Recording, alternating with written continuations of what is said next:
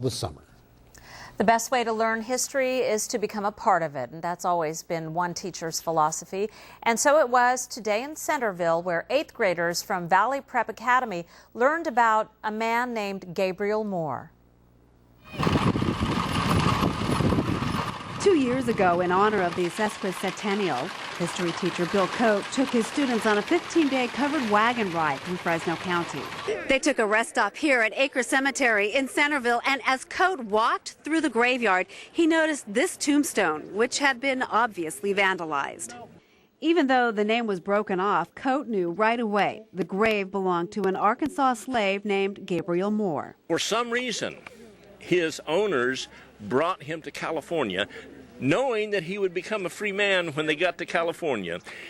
In this area here somewhere, he became prosperous. He knew how to farm. He was a cattle rancher. Coate wanted to do something in Moore's memory.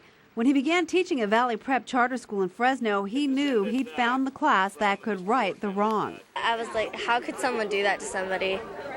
You know, I didn't understand that. It's so wrong.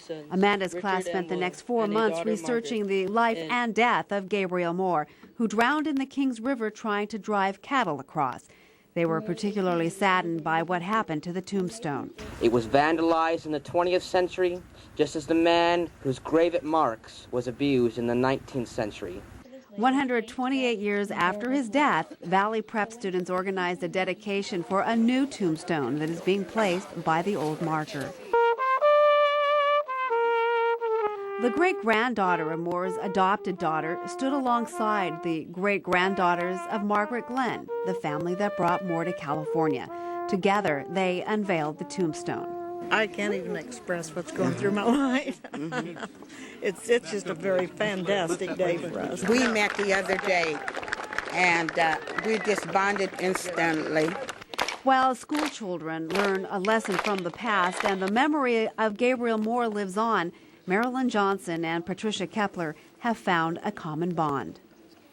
Was blind, but now I see.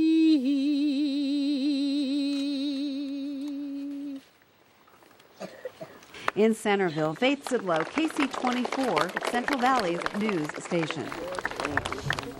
All 100 students from Valley Prep Charter School were at the cemetery to witness today's